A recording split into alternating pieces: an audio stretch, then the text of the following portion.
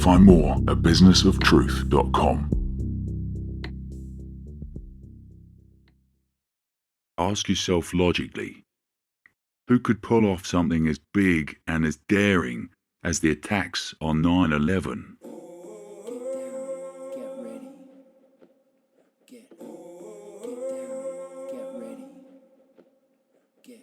The global media were quick to announce that it was the work of angry extremist Muslim terrorists, and their motive was pure hatred, to punish and destroy Western culture and declare a war of terror across the Christian world.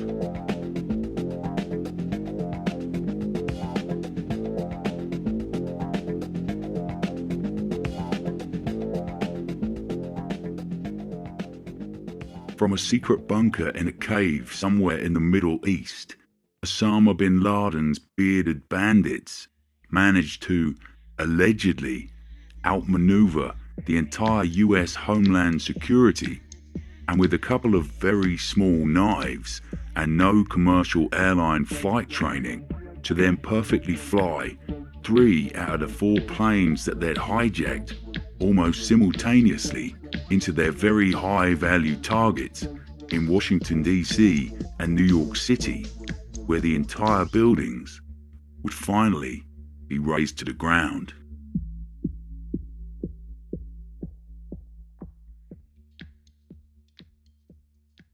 One could say that this all seems to be about as likely as Jerry Nadler winning a Bognor Regis under-21s bikini contest. But to the amazement of people like me, most of the planet believed this story implicitly. Lock, stock, the fucking lot. We'll call this option A.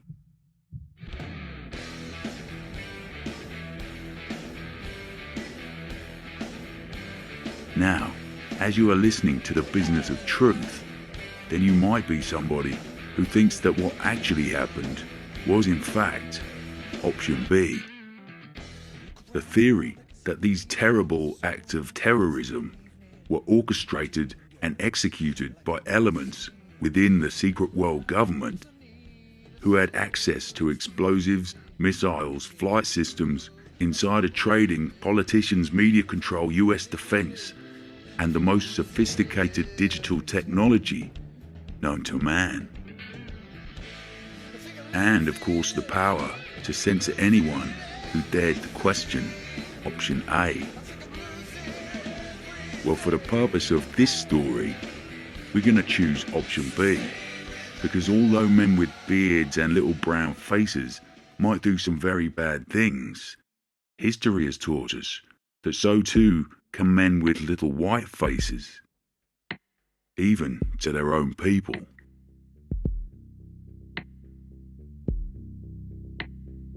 Now, you need enough money to be able to pay for it.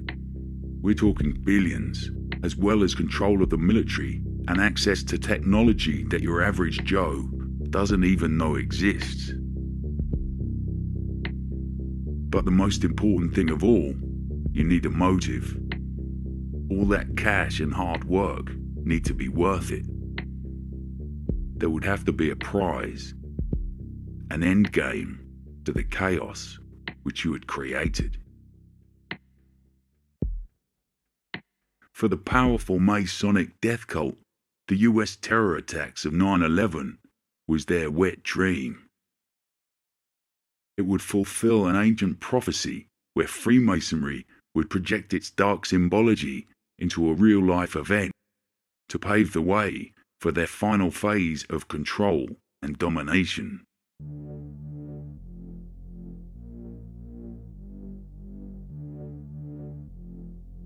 This would create a new invisible enemy that lurked faceless in the shadows, an enemy so underhand that it could never be defeated. A fake proxy army to attack Western freedom, while our masters planned to take our freedom all along. This was evil, straight out of a fairy tale, but the reality was more like a horror show.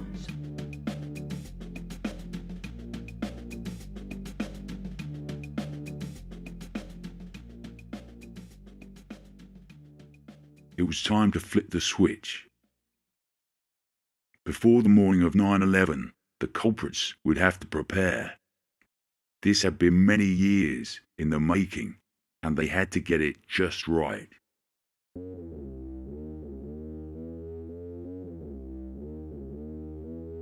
To bring down the almighty Twin Towers, you were going to need a lot of explosives. An aeroplane has never brought down a steel frame building because buildings are a lot stronger than aeroplanes.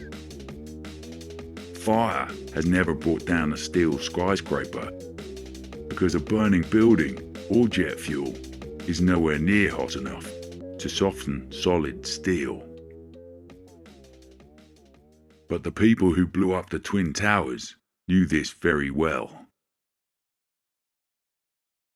In order to bring them down and achieve maximum impact, you'd have to get a lot of people on the inside. With full access to the building, a team of special ops saboteurs set up shop within the complex.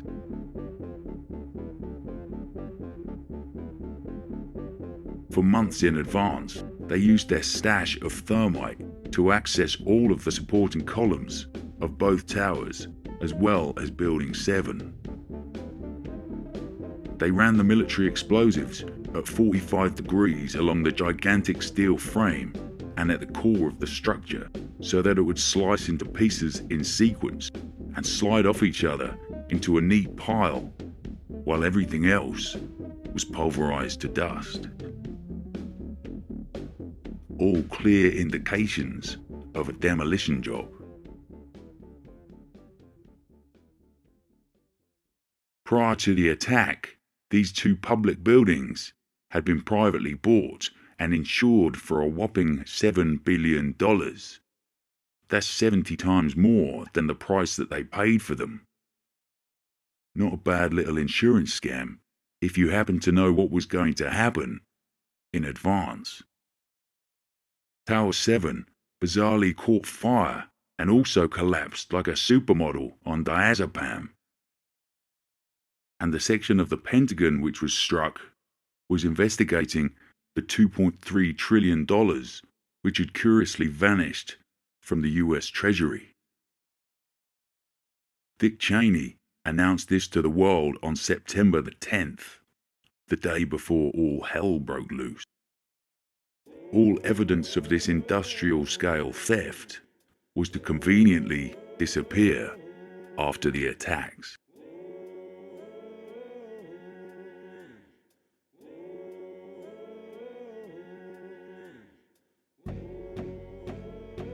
The operatives controlling the US Homeland Security were also prepared. On the very morning of 9/11, the nation launched a full-scale terrorist attack training exercise, just like they did with every other major terror attack which ensued.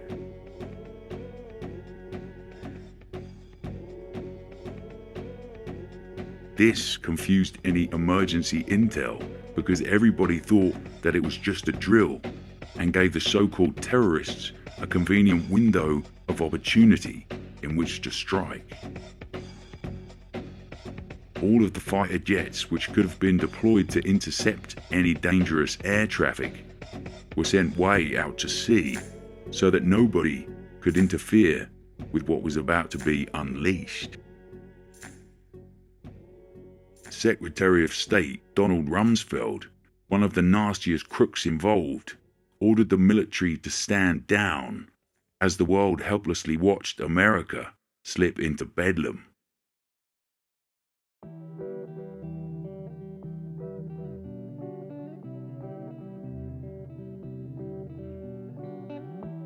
The banksters in Wall Street were also prepared.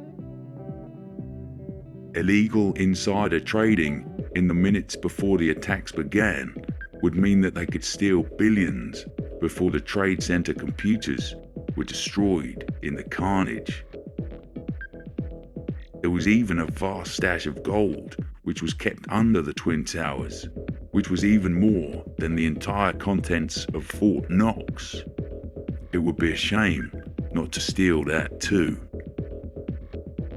This was the ultimate heist, with a whole list of motives which all pointed straight to the satanic Zionists and their passion for raising hell.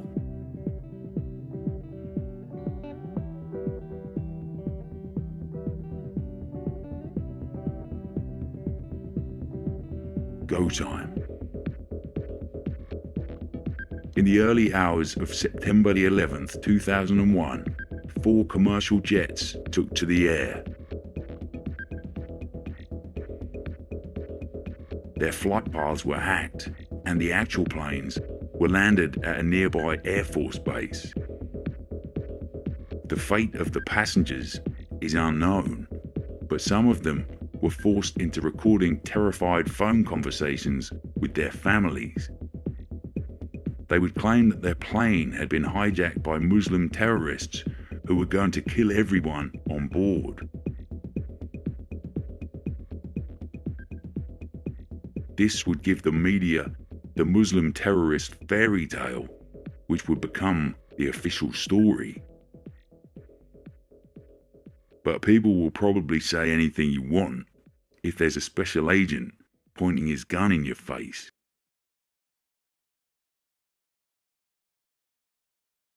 The first tower exploded as if the Boeing 767 had pierced through it like a knife through butter. Digital technology would do the rest with the help of some eyewitnesses who claimed they saw the plane hit. Footage that would emerge without any planes in it would be seized by law enforcement, and its owners were threatened not to make it public due to national security.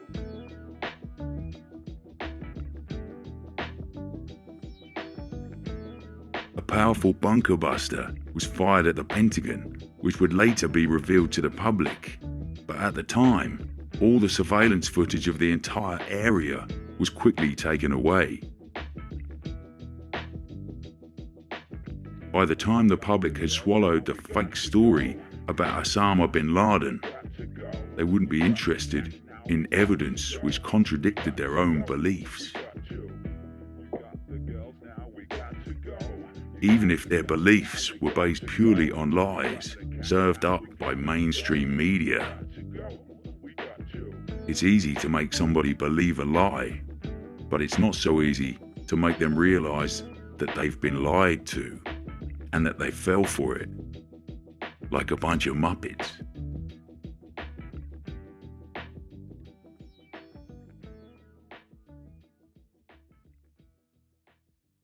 It was the treacherous servants of the devil in the media who would take control of the narrative. They knew that it didn't matter how preposterous the story was, as long as they kept repeating it and criticizing anyone who dared to question it. Even the so-called journalists weren't allowed to do that. Within hours, the media had decided 100% what had happened, and that story should never be questioned. After all, the 9/11 Commission was there to report the official facts, so they could cover up anything which contradicted their official version of events. The steel that was recovered from the Twin Towers was quickly sold off to China to remove any evidence from the scene of the crime.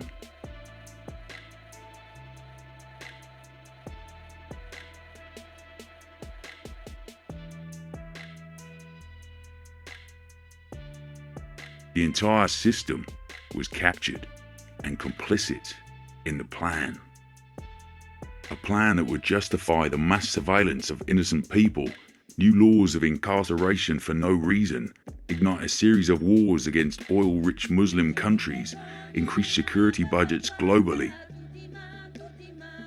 and make billions of stolen dollars for the people involved in this filthy scheme. It would also fulfill an ancient Babylonian prophecy where the Middle Eastern world would turn on the West, while the Zionist puppet masters paved their way for the Greater Israel Project. By weakening the Goyim neighbors of their Luciferian Rothschild empire.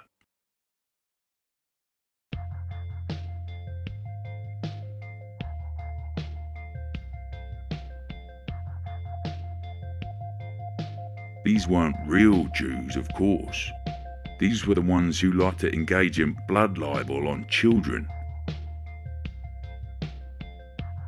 Jeffrey Epstein proved to the world that ritual human sacrifice did not die off in the Dark Ages. They had just got better at keeping secrets.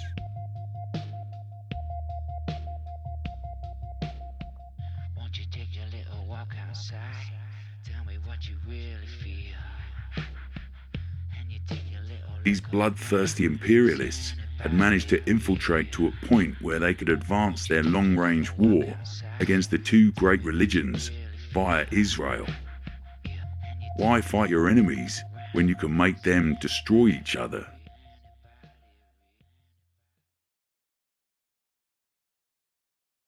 Most of the US government were Ashkenazi Jews. The owner of the Twin Towers was Jewish. The explosive experts posted in the buildings were Israeli Mossad agents.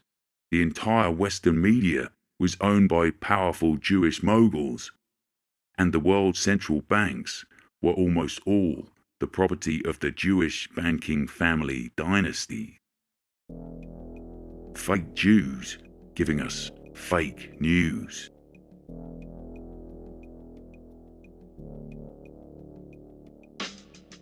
This shadowy religion had little devils in all the right places, and the vast Masonic network, which had infiltrated high up within most governments of the world, carried out their nihilist ritual. A new era had been born in which the men in the shadows had made their next move as they played the world like an evil chess game.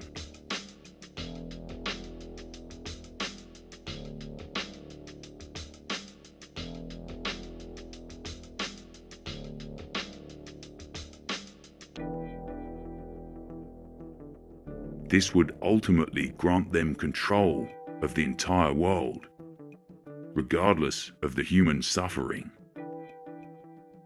Psychotic men had always been obsessed with building empires, only now the tactics had changed.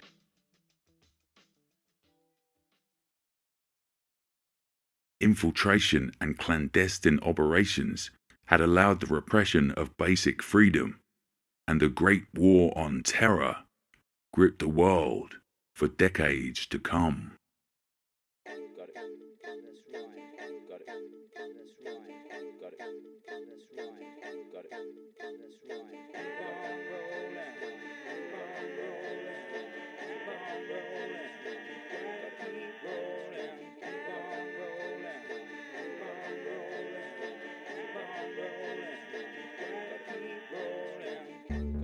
A new boogeyman had been created using secret intelligence cells who would continue to conduct their ritualistic false flag operations throughout the world. The media continued to amplify the terror by making sure that the impact of these bombs could be felt worldwide.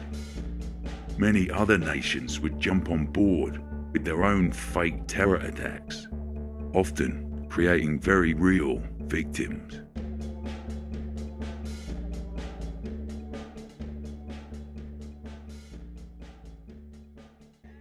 Thousands of innocent Muslim people were arrested and sent to Guantanamo Bay military prison without trial to give the appearance that progress was being made, as the whole world fell victim to this almighty scam.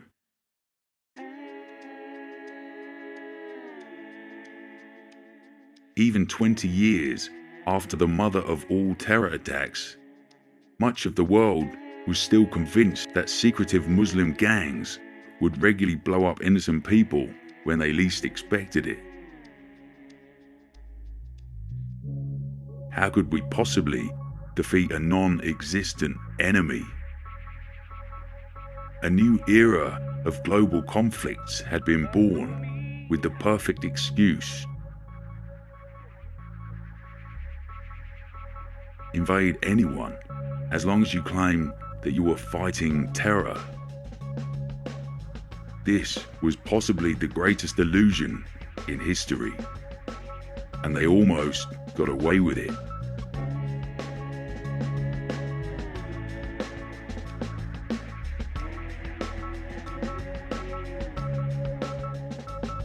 Who knows what tomorrow brings? Maybe sunshine and maybe rain. But for me, I'll wait and see. Maybe it will bring my love to me. But not everyone fell for it, and 20 years was enough time to reveal to many that 9/11 was a big, fat, dirty inside job. The trail of evidence and motive had become crystal clear. Terrorism was a scam. The real architects of terror had been identified, and now they were being watched very closely. Sooner or later, justice was going to crawl up behind them and dig its big sharp teeth into their murderous backsides and drag them down to the depths of hell where they belonged. It was the crime of the century, and this scandal went all the way to the top.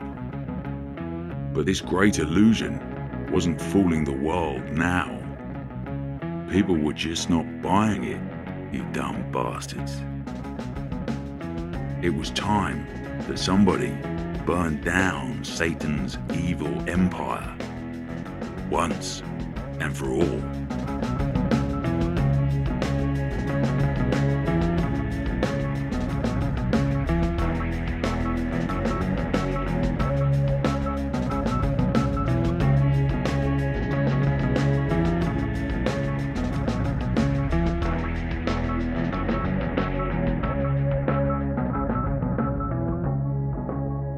To download the full series, visit businessoftruth.com.